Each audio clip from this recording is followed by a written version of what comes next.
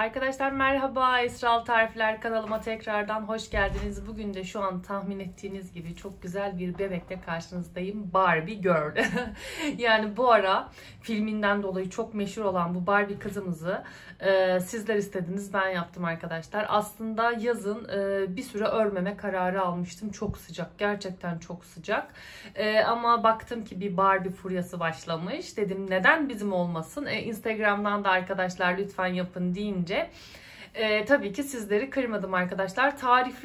Tarif tamamen bana ait arkadaşlar, %100. Yani zaten benim için hani eski yaptığım bebeklerden vesaire derken tarif çıkartmak çok zor olmuyor bu bebeklerde. Yani ben çok güzel bir Barbie olduğunu düşünüyorum. Tamamen elimde olan malzemeleri kullandım arkadaşlar. Saç ipi aslında çok aradım ama gittim en sonunda bir tuhafiyeden bulabildim. Malzeme almaya çıkamadım çok sıcak olduğu için. Böyle simli bir saç ipi aldım. Ama çok güzel bir bebek olduğunu düşünüyorum arkadaşlar. Malzemelerden de bahsedeceğim. Önce bir boyutundan bahsedeyim. 30 santim boyunda oldu. Ben patenli olarak yaptım. Diğer pembeli elbisesi de var. Onu da yapmayı düşünüyorum arkadaşlar. Ama böyle de çok güzel oldu. Elbiseler giydirilip çıkarılabiliyor. Ben bu şekilde pembeyle yaptım. Sizler dediğim gibi hangi koyu pembe, açık pembe, hangi pembeyi tercih ederseniz benim elimde olan buydu. Filmdeki, filmdeki karakterle hemen hemen aynı renkteydi. Renk kodları için arkadaşlar Instagram'dan da yazabilirsiniz. YouTube'dan da yazabilirsiniz. Oradan yardımcı olabilirim. Şunu söylemek istiyorum. Videolarda arkadaşlar farkında olmadan maalesef şöyle ki dediğim gibi yaz sıcağında çektiğim için vantilatör çalıştırmıştım. Vantilatör benim sesimi tabi bazen böyle buğulu olarak çıkartmış çoğu videoda. Bunun için şimdiden özür diliyorum. Kusura bakmayın. Hakikaten o sıcakta klima yoktu. Yani klima olmadığı için vantilatör kullanmak zorunda kaldım. Bundan sonra klima taktırmaya karar verdim. İnşallah seneye, tabii ki bu seneyi artık geçirdik. Yani vantilatör biraz buğulu ses olarak biraz başınızı ağrıtabilir. Bunun kusuruna bakmayın. Bu da nazarlığımız olsun. Yani hani bu ses ne derseniz ben bunun açıklamasını size yapmış olayım. Söyleyebilecek malzemelerden bahsetmek istiyorum yine. 10 milim göz kullandım. Göz çevresindeki şu simli olan kısımlar bende vardı. Simli, kendinden simli mavi göz bulabilirseniz, Barbie'nin gözleri mavi ya, o da çok güzel olur arkadaşlar. Şapkasını da ördük. Ben gözlük elimde vardı, öyle kullandım. Yani söyleyecek başka bir şey var mı diye düşünüyorum. Ten rengi bir tane 50 gram, 1,5 tane 50 gram yetti, arttı bile. Dediğim gibi saç ipinde sapsarı saçınız varsa onu da kullanabilirsiniz. Saç ipleri var arkadaşlar malzemecilerde, böyle sarı. Hangisini isterseniz kullanabilirsiniz. Pantolonla bluzda dediğim gibi elimde olan pembeyi kullandım. Paten için de yeşil ve kırmızı renk tonlarında kullandım. Başka söyleyecek sanırım bir şey yok. Yapım aşamasına geçeceğiz ama geçmeden önce tabii ki şöyle birazcık yaklaştırayım size videoyu. Bir de arkadaşlar abonelikleriniz benim için çok değerli. Bakın bu sıcakta, eyyam-ı bahur sıcakları hatta o sıcağa denk getirdi. Bu sıcaklarda gerçekten sizler için video çekiyorum, tarif çıkartıyorum. Sizler için de bir abone olmak, beğeni yapmak, güzel bir yorum yapmak zor olmasa gerek. Yani bunu hak ettiğimi düşünüyorum. Lütfen beğenileriniz, yorumlarınız, abonelikleriniz benim için çok değerli. Beni kırmayacağınızı düşünüyorum. Yaptığınız bebekleri Esralı Tarifler Instagram adresimden beni etiketleyerek paylaşırsanız ve etrafınıza da beni söylerseniz, yani tavsiye ederseniz beni çok mutlu ederseniz. Dilerseniz arkadaşlar yapım aşamasına geçebiliriz. Keyifli örgüler diliyorum. Arkadaşlar şöyle gövdeyi yapmadan önce şöyle kolu tarif etmek istiyorum. Kol çok kolay olduğu için hani yapımını değil de direkt böyle önce kollardan başlayalım. Şöyle ne yaptım arkadaşlar? Önce 7 tane sık iğne ördüm. 7 tane sık iğneyi 2 sıra boyunca düz ördüm. 7 tane sık iğneyi ördükten sonra arkadaşlar, pardon 3 sıra düz ördüm. 3 sıra düz ördükten sonra hemen bir yerde, sadece bir yerinde azaltma yaptım. 6 sık iğneye getirdim. 6 sık iğneye de arkadaşlar şöyle kaç sıra örmüşüm? Hemen 1, 2, 3, 4, 5, 6, 7, 8, 9, 10, 11, 12, 13, 14, 15, 16, 17. Yani şöyle toplam 20 sıra kadar kolu örün. Hani böyle yine gövdeye tuttuğunuzda biraz kısa geliyorsa biraz uzatabilirsiniz. Zaten gövdeyle sonra birleştireceğimiz için. Kolların sadece şu el kısımlarını doldurdum. Şu kısımlarını ben boş bıraktım. Ama sizler tel koyabilirsiniz ya da çok az doldurabilirsiniz. Bunu tamamen size bırakıyorum. 2 tane kolu böyle örün. İplerini kesin ve sonrasında ayaklardan başlayalım. Evet arkadaşlar, şimdi Barbie'mizin ayaklarından başlayacağız. Şimdi iki tane neredeyse aynı bacak öreceğiz ama sağ sol ayrımı için ben göstereceğim. Ben şimdi herhangi bir tanesini ördüm. Daha sağ sol ayrımını yapmadım şurada, şu kısımda. Hemen bir tane şöyle, bir tane daha bir ayak bacak örelim. Şimdi hemen ben ten rengi ipimi alıyorum. İp de istediğinizi kullanabilirsiniz arkadaşlar. Ama tabii ki ben sizin yaptığınızdan yapmak istiyorum diyorsanız yorumlara yazabilirsiniz. Instagram Esralı Tarifler'den bana ulaşabilirsiniz. Şimdi hemen zincir çekiyoruz. 5 tane. 1, 2, 3, 4 ve 5. 1 değil, 2 değil, 3. zincire battım ve bir tane sık iğne yaptım. 1. Hemen ikinciye de battım. Yanındakine 2 tane sık iğne yaptım ve şurada son ilmeğime 3 tane batıyorum. Yani aynı ilmek içerisinde 3 tane. 1, 2 ve 3. Bakın şimdi zincirin karşısına da geçmiş olduk. Hemen ilk ilmeğime bir tane battım. Hemen şurada yanındaki ilmeğe de 3 tane batıyorum. 1, 2, 3. Şimdi bir tane işaret ipi alalım. İsterseniz farklı renkte, isterseniz aynı renkte. Bunu tamamen size bırakıyorum. Şimdi arkadaşlar burada 9 tane sık iğnemiz var. Hemen birlikte örelim. 1, işaretçi ipimizi de koyduk. 2, 3, 4, 5, 6, 7, 8 ve 9.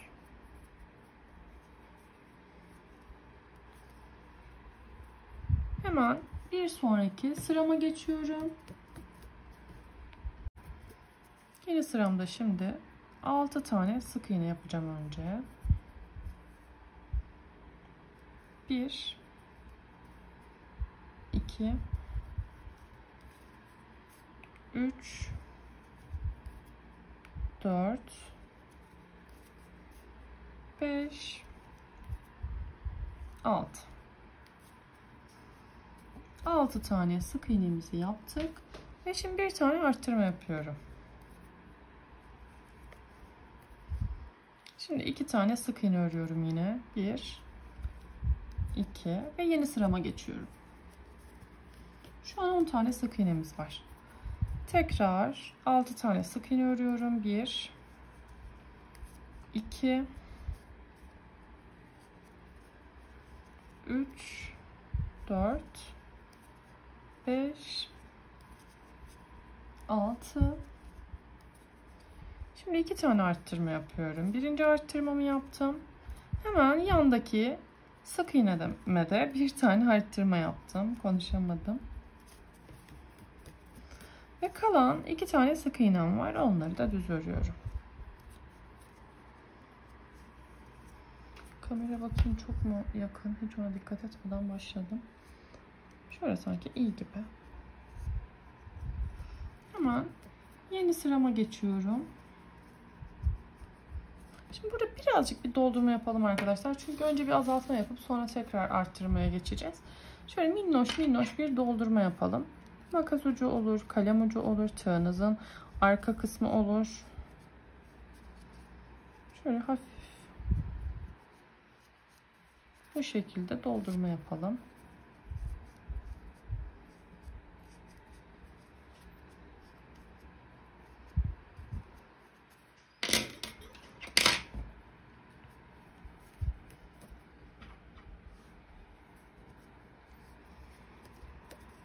Şimdi bir tane azaltma yapıyorum. Tam yan kısımdayız. Bir tane sık iğne örüyorum. Bir azaltma.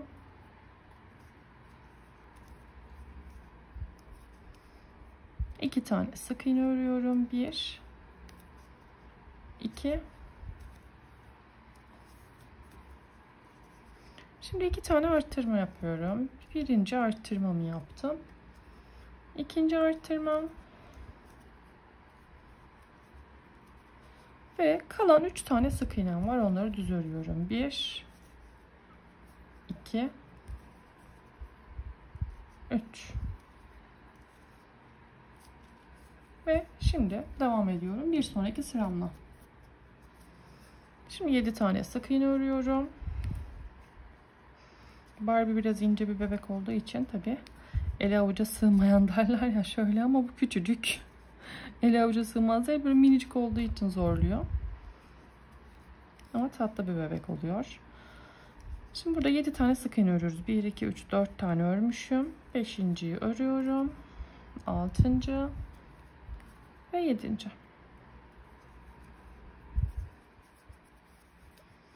Ve 2 tane arttırma yapıyorum. Birinci arttırma, ikinci arttırma ve kalan 3 tane sık iğnemi de düz örüyorum. 1 2 3.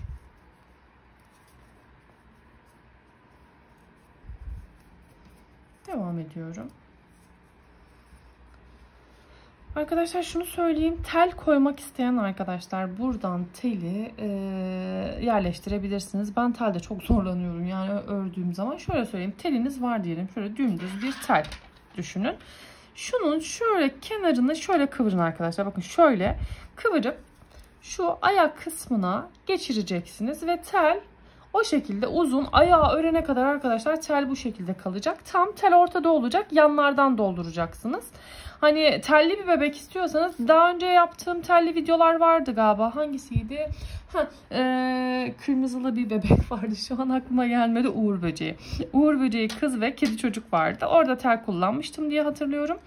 O videolara bakarak tel yerleştirme yapabilirsiniz. Ama dediğim gibi şuradan şöyle bir yarım ay şeklinde kıvırıp teli yerleştirerek ta ki ayak boyu bitene kadar teli çıkartmıyorsunuz. Birazcık zorluyor. O yüzden ben şu an açıkçası hava çok sıcak, hiç örgü örmeyecektim ama bir anda bir Barbie akımı başlayınca arkadaşlar yapayım dedim ama inanın telle uğraşmak istemedim.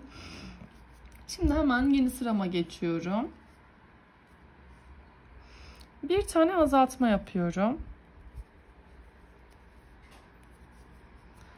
2 tane sık iğne örüyorum. 1 2 bir tane azaltma yapıyorum.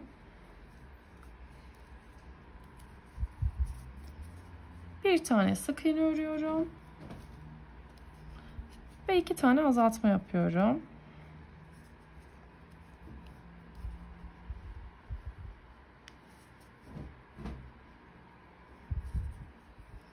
Kalan ilmeklerimi düz örüyorum. 1 2 3. Şöyle biraz doldurma işlemi yapalım. Çok narin bir bebek olduğu için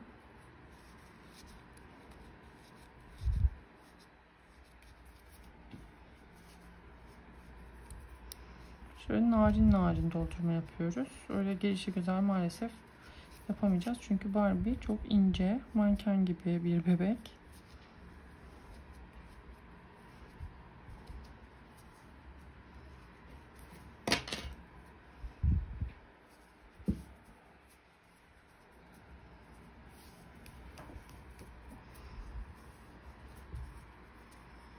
Hemen bir sonraki sırama geçiyorum. 5 tane sık iğne örüyorum. 1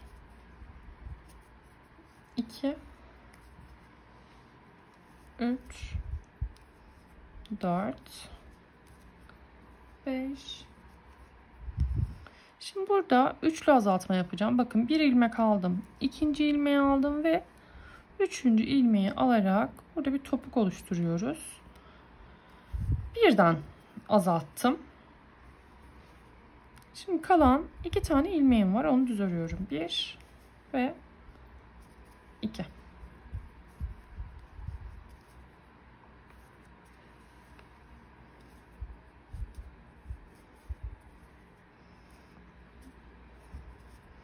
Şimdi devam ediyorum. Şimdi 3 sıra boyunca düz örüyoruz arkadaşlar. Şu an 8 tane sık iğnemiz var. 3 sıra 8 adet sık iğne. Şimdi 3 sıra ördük. Hemen yine sıramızda devam ediyoruz. 5 tane sık iğne örüyoruz. 1 2 3 doldurarak gidiyoruz bu arada. 4 5 bir tane arttırma yapıyorum.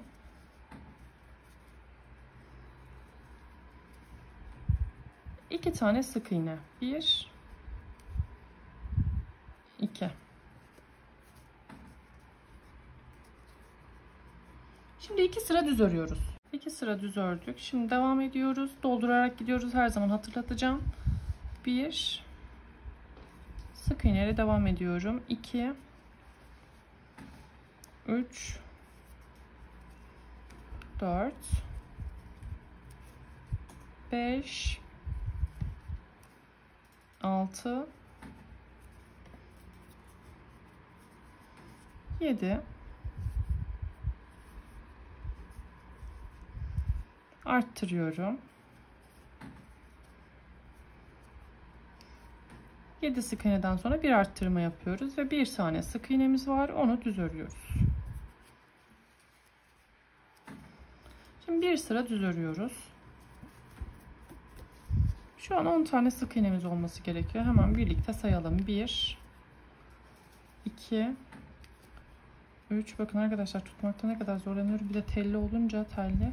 Tabii telli yapan arkadaşlarıma Allah kolaylık versin. 1 2 3 4 tane ördüm. 5 6 7 8. Kollara tel koyulabilir ama onlar kolay yine. 9 10. Bu şekilde devam ediyoruz. İnce narin bir bacak. Şimdi 8 tane sık iğne örüyorum. Yeni sırama geçtim.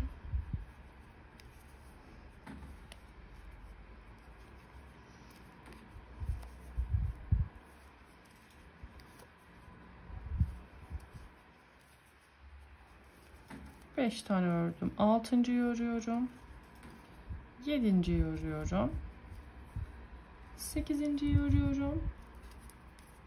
Bir tane arttırıyorum. Ve bir tane sık iğne örüyorum. Şimdi 11 tane sık iğnemiz var arkadaşlar. 6 sıra boyunca 11 tane sık iğne örüyoruz. 6 sıra düz ördük. Bu şekilde bakın, çok narin bir ayak oluyor. Şimdi devam ediyoruz. Şimdi bir tane azaltma yapıyorum.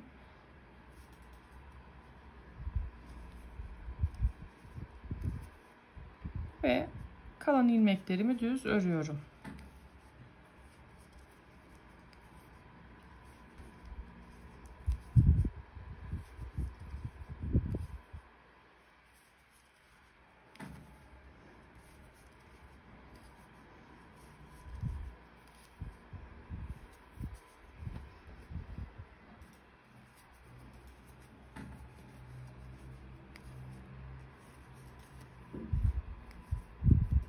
Şimdi yeni sırama geçiyorum.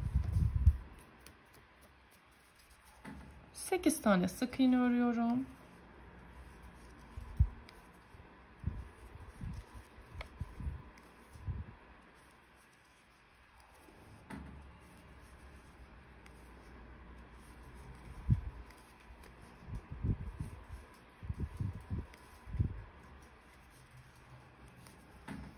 İki tane ilmeğim var zaten. Onu azaltma yapıyorum.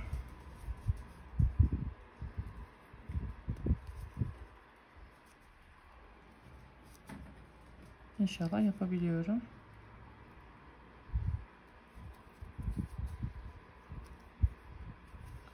Şimdi birazdan bir doldurma yapalım yine. Çünkü küçüldükçe zorlaşacak.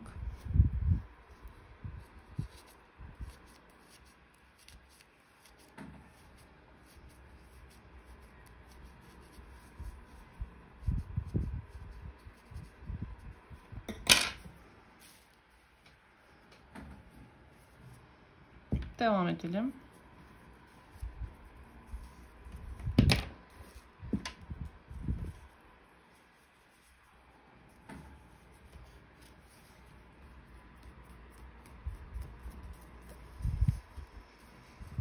Şimdi bir tane azaltma yaptım. İlk başladığım ilmekte bir tane azaltma yaptım. 2 tane sık iğne örüyorum. 1 2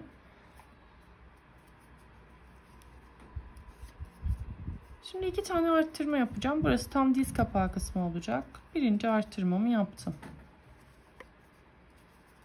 İkinci arttırmam.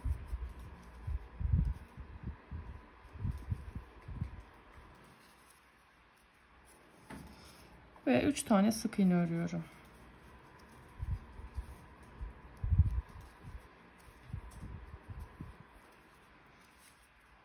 Bir sonraki sırama geçiyorum. Burada bir sıra düz örüyoruz arkadaşlar.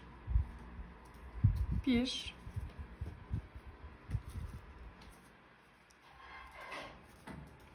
2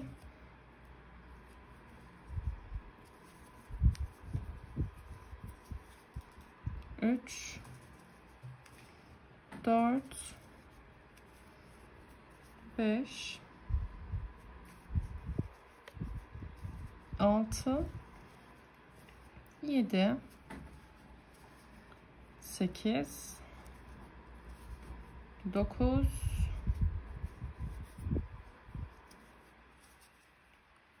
10. Hemen bir sonraki sırama geçiyorum.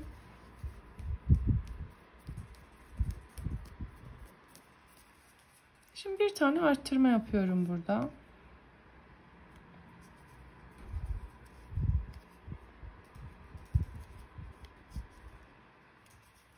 Ve 9 tane sık iğne örüyorum.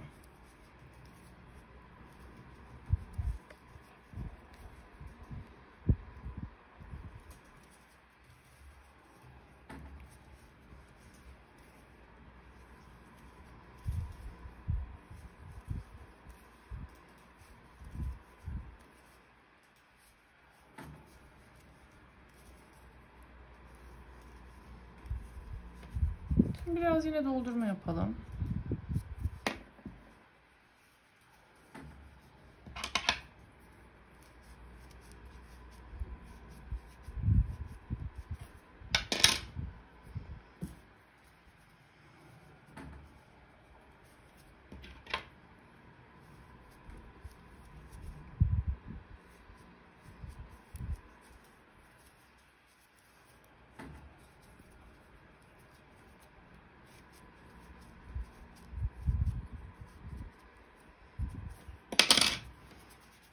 Şöyle arkadaşlar iki elimizin arasında şöyle yapalım. Eşit dağılsın elyaflarımız. Şimdi devam edelim.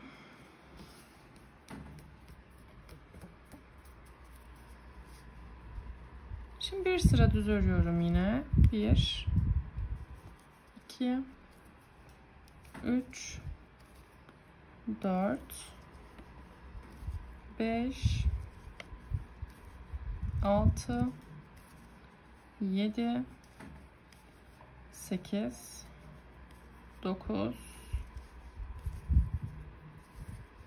10 11.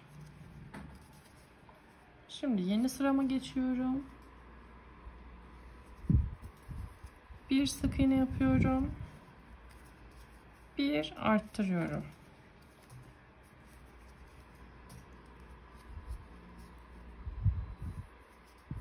Ve kalan ilmekleri düz örüyorum.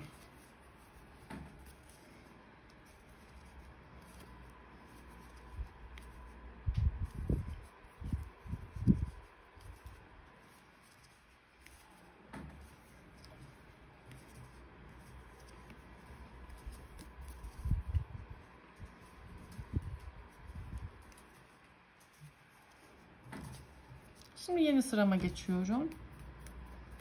Ve yine bir sıra düz örüyorum.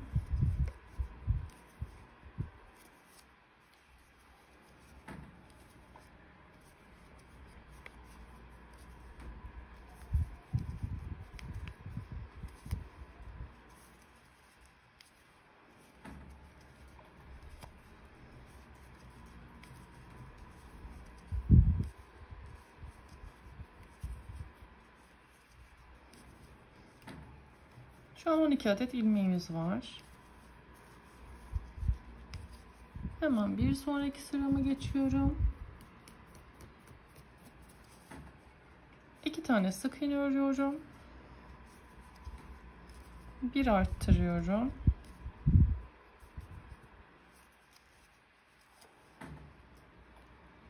Devam ediyorum örmeye. Kalan ilmeklerimi düz sık iğne olarak devam ediyorum sıra sonuna kadar.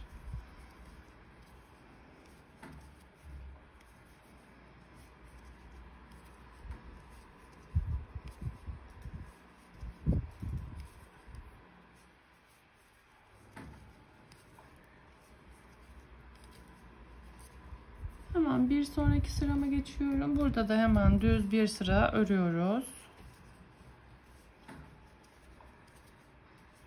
Birazdan yine doldurma yapalım arkadaşlar. Ben burayı düz öreyim. Bir de biraz doldurma yapayım, sonra devam edelim. Arkadaşlar şimdi yeni sıraya geçiyoruz. Bir sıra düz örmüştük ve doldurmamızı yaptık. Şimdi devam ediyorum. 3 tane sık iğne örüyorum. 1 2 3. Bir tane arttırma yapıyorum. Kalan ilmekleri düz örüyorum.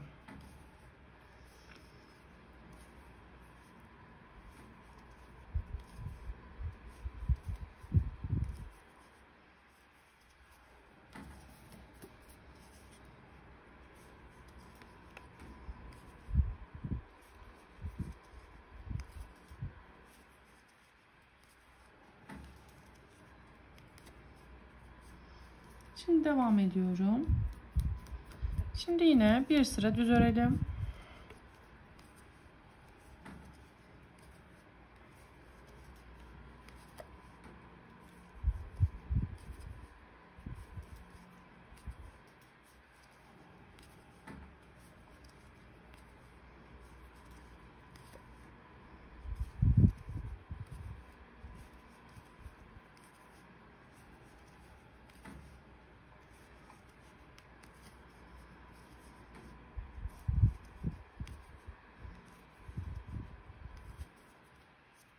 Hemen bir sonraki sırama geçiyorum. 4 tane sık iğne örüyorum.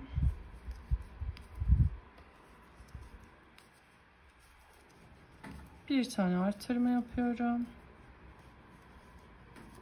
Ve düz devam ediyorum.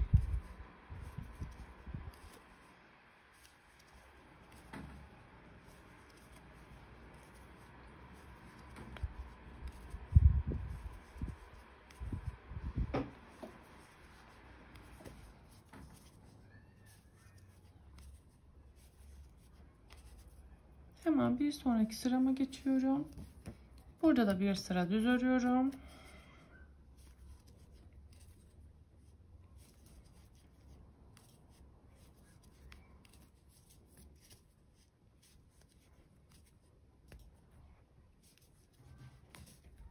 Sıra düz ördük. Şimdi devam ediyorum. 1 2 3 4 5 ve arttırıyorum. Ve kalan ilmekleri düz örüyorum.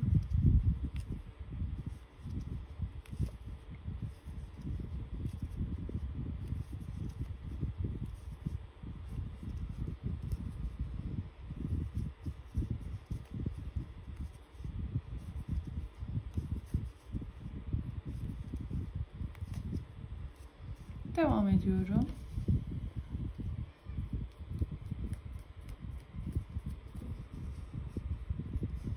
Bir sıra düz örüyoruz yine.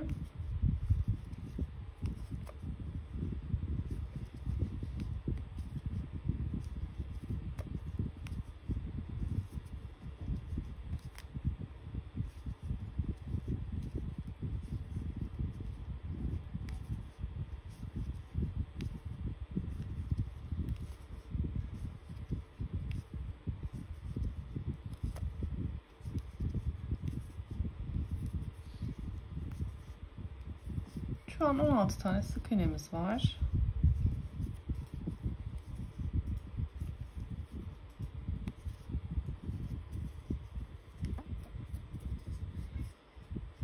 Şimdi devam ediyorum. Yeni sıramda 6 tane sık iğne örüyorum.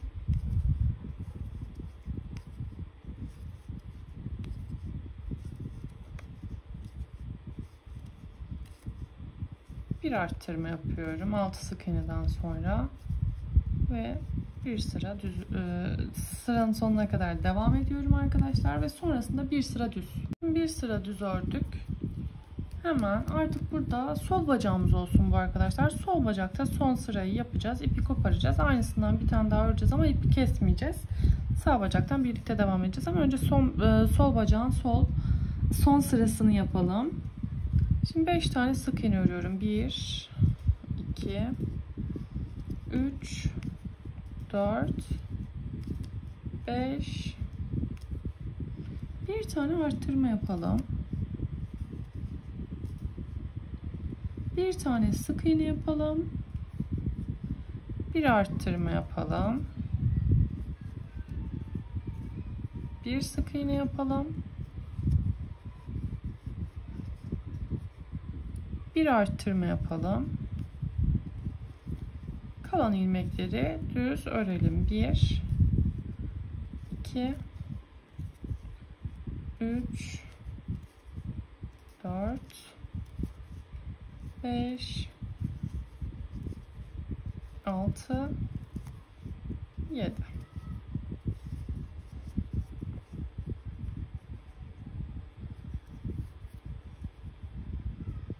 şöyle bakıyorum.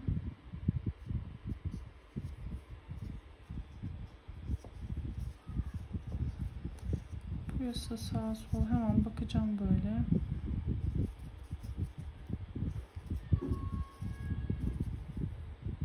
Aynen şöyle olacak.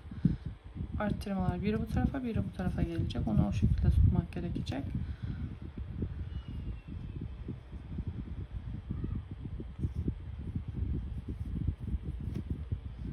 Şimdi arkadaşlar ipi burada kesiyorsunuz. Aynı bacaktan bir tane daha örüyorsunuz. Bu kısma geldiğinizde artık ipi kesmiyorsunuz. Birlikte devam edeceğiz. Şimdi birleştirme yapacağız arkadaşlar. 2 tane mi zincir çeksek diye bir bakıyorum. İkisini de şöyle yan yana getirdikten sonra burada 2 zincir çekelim. Kararsız kaldım 1 mi 2 mi diye ama 2 tane çekelim. Hemen şöyle bunun bitiş noktasına diğer ayağın bitiş noktasından birleştiriyoruz ve sıra sonuna kadar düz örüyoruz. Bütün bacak boyunu ördükten sonra şimdi zincirlerin üzerine 2 tane zincir yapmıştık ya, onların üzerine battım ve şimdi diğer bacağa geçiyorum. Sıra başına kadar. Evet, 2 zincirin üzerine de yaptıktan sonra hemen bu bacaktan devam ediyorum. 1 2 3 4 tam ön orta bacaktan bir tane arttırma yapıyorum. Diğer ön orta bacağı şu kısma gelene kadar düz örelim arkadaşlar. Tam o kısımda da bir tane arttırma yapacağız.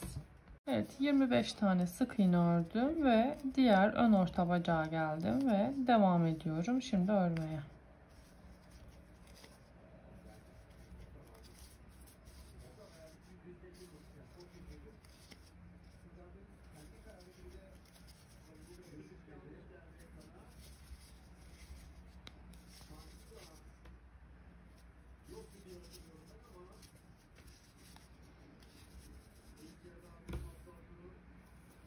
Şimdi arkadaşlar 3 sıra kadar düz örüyoruz.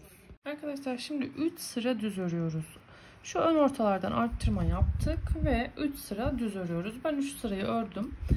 Sizler videoyu durdurun arkadaşlar. Sonra birlikte devam edelim. 3 sırayı örün.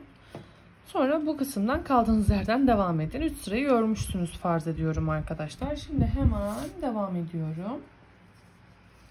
1 2 3 4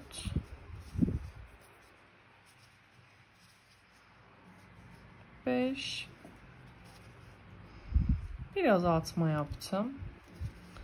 Bir tane daha azaltma yaptım. Toplamda 2 tane azaltma yapmış oldum. Şimdi diğer kısma kadar düz örüyorum. Şu kısma gelecek şekilde, şu tarafa. 20 tane sık iğne ördüm. Hemen bir yan taraftan azaltma yapmış oluyorum. Bir de ortadan azaltma yapmış oluyorum. Ve devam ediyorum düz örmeye.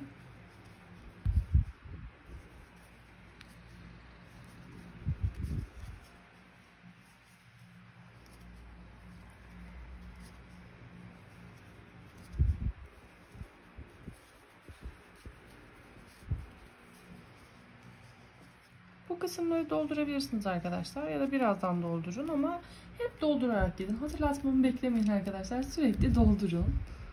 Şimdi devam ediyorum. 1 2 3 4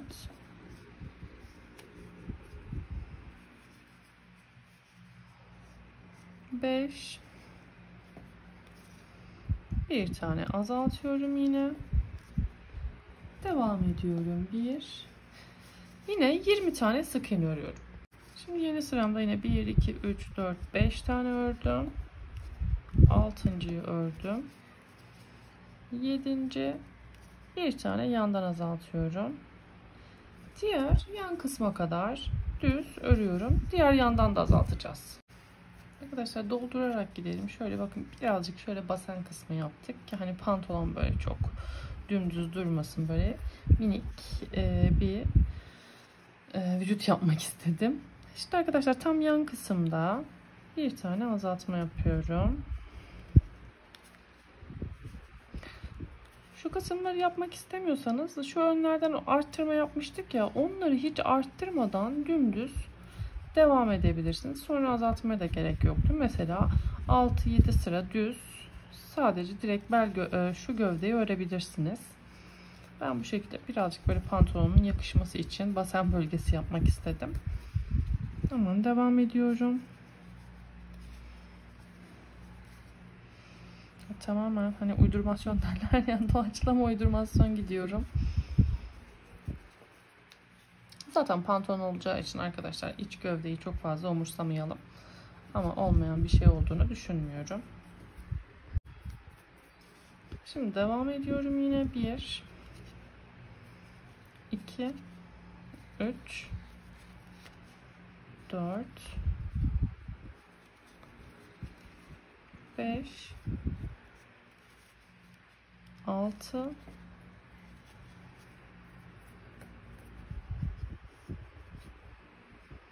bir azaltma yapıyorum ve diğer yan kısma kadar devam ediyorum. 1 2 3 4 5 6 7 8 9 10 11 12 13 14 15 16 ve bir azaltma yapıyorum. Devam ediyorum. Sıra sonuna kadar düz örüyorum.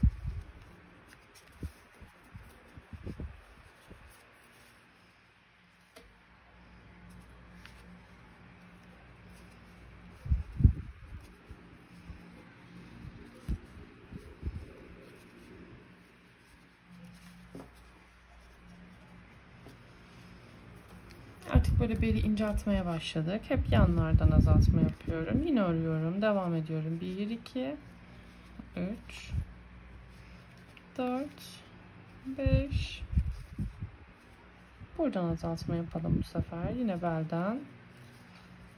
Ve devam ediyorum. Diğer kısma kadar 1 2 3 4 5 6 7 8, 9,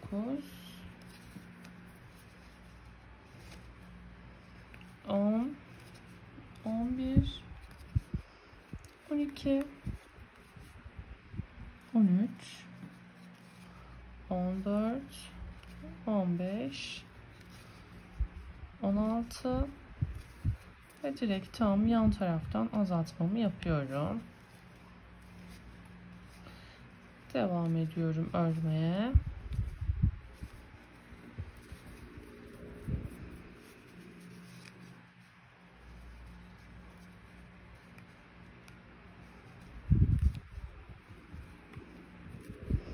Şimdi belde bu kadar incelik yeter mi diye bir bakalım.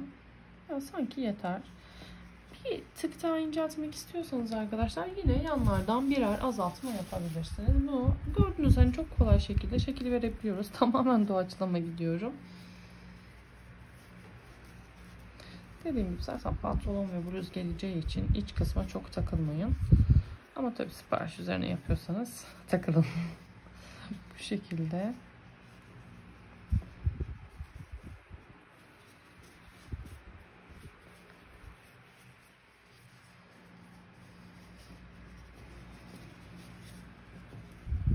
Şöyle devam ediyorum. Şimdi arkadaşlar burada kaç sık iğne örelim diye düşündüm. Yani kaç sıra örelim diye düşündüm. Böyle bir 10 sıra kadar bel örelim arkadaşlar. Hiç arttırma yapmadan, azaltma da yapmadan 10 sıra örelim. Sonra birlikte devam edelim. Evet, şimdi kolları birleştireceğiz. Arkadaşlar havalar çok sıcak olduğu için vantilatör pervane çalışıyor şu an. Hani biraz sesi rahatsız edebilir ama başka türlü video çekemiyorum.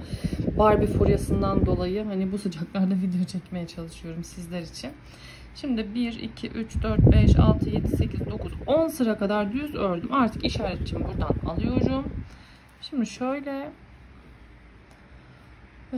şurada yine işaretçiyi bırakacağım ama şimdilik bırakacağım. Sonra onu alacağım. Bir deneme yapacağım çünkü. Ama siz bu videoyu izliyorsanız deneme falan değil yani zaten. Doğru gidiyoruzdur. Şimdilik bunu aldım. Şimdi 1-2 tane ördüm. Üçüncüyü ördüm. Şimdi siz sağ sol fark etmez. Hangi kolu eklediğiniz hiç fark etmez. Şimdi şöyle hemen yan tarafa kadar geliyoruz. Kol ekleyeceğimiz yere kadar. Hemen kolun birine şu. Böyle tam yan tarafa bir tane daha örüyorum. Göz kararı yapmanız gerekiyor arkadaşlar. Şöyle kolu yerleştirdiğinizde bakın şurada ilmek kopardığım yer şu arka kısma gelecek burada. Hiç fark etmez sizin nereye geldi. Onu saklayın yeter. Şöyle. Şimdi hemen bakın koldan bir sık iğne aldım ve gövdeden de bir sık iğne aldım. Birleştireceğiz. Şöyle tekrar yapıyorum. Birleştirdim. Şimdi koldaki ikinci sık iğneyi alıyorum. Gövdeden de ikinci sık iğneyi alıyorum.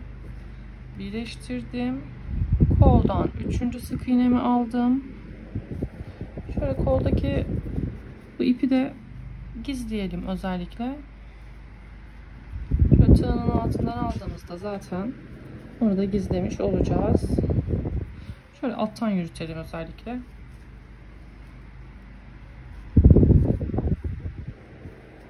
Birinci kolu eklemiş olduk. Devam ediyorum.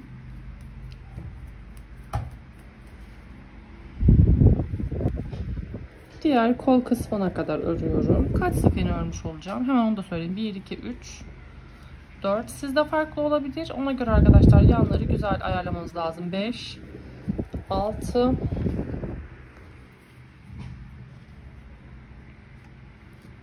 7, 8, 9, 10, 11. Şimdi hemen şöyle. Tamam, bence 11 tamam.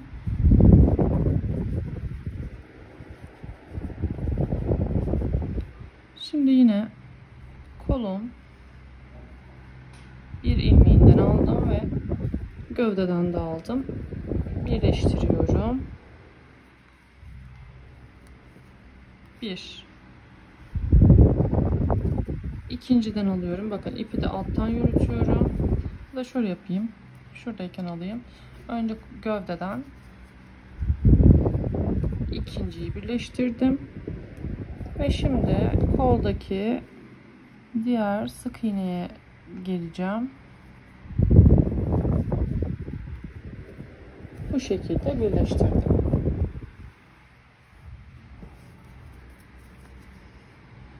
Şimdi devam ediyorum. 1, 2, 3, 4 ve 5. Yine işaretçi kısmımız burada kalmış oldu. Şöyle kolları birleştirmiş olduk.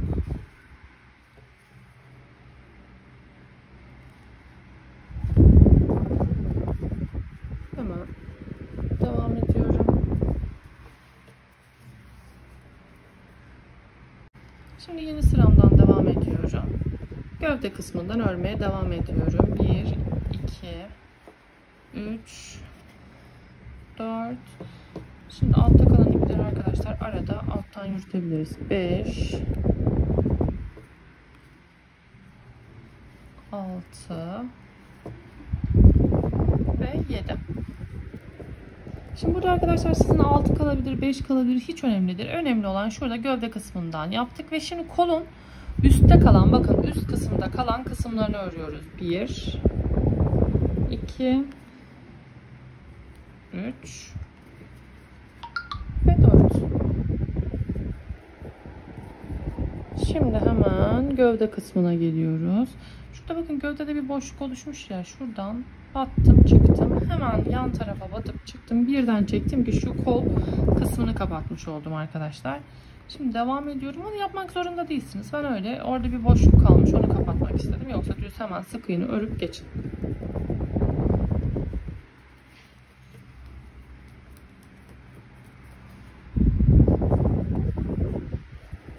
Devam ediyorum diğer kola kadar.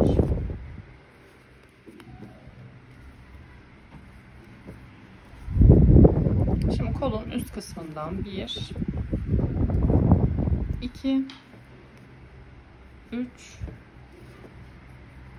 kolun üst kısmındaki kısımları örüyoruz. Bakın şuradaki boşluktan bahsediyorum arkadaşlar.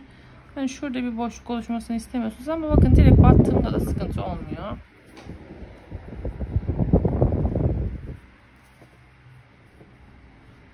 Şimdi devam ediyorum.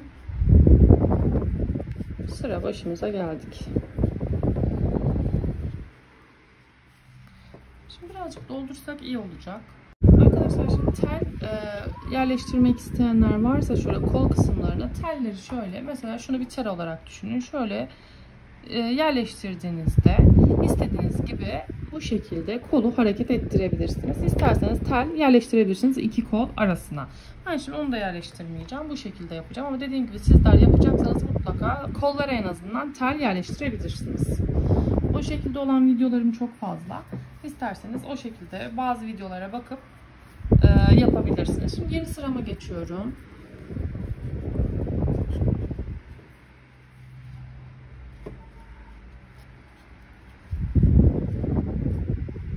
Devam ediyorum. 1, 2, 3,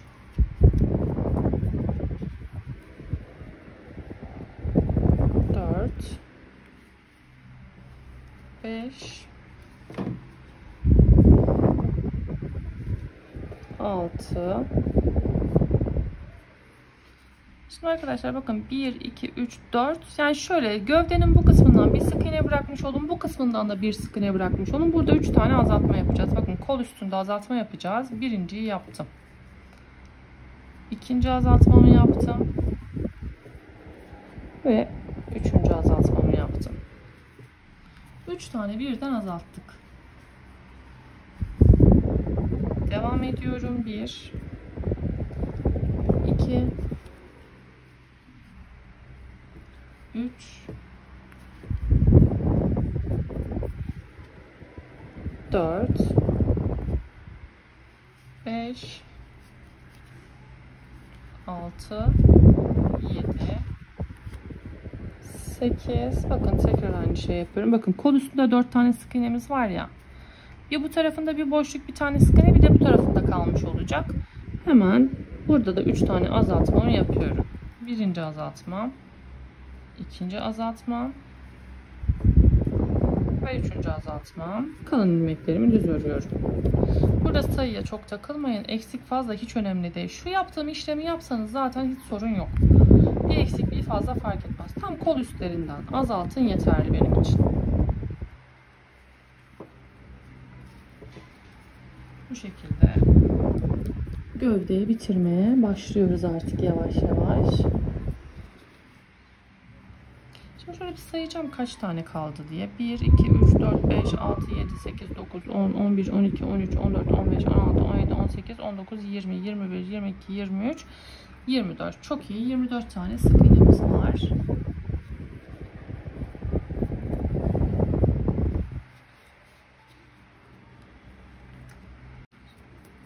Şimdi 2 sık iğne bir azaltma yapacağız. 1, 2, azaltıyorum. 1, 2, azaltıyorum.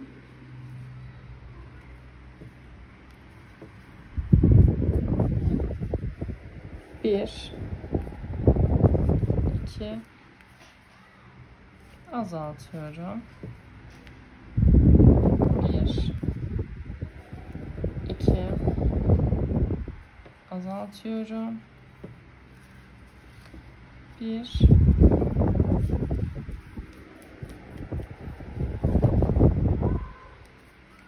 2,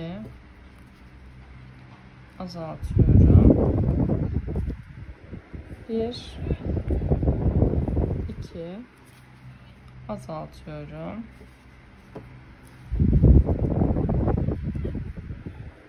Doldurmaya başlayabilirsiniz, devam edebilirsiniz. Şimdi tekrar bir sık iğne, bir azaltma. Bir sık iğne, bir azaltma. Bir sık iğne, bir azaltma. Bir sık iğne, bir azaltma. Şöyle biraz daha doldurayım da.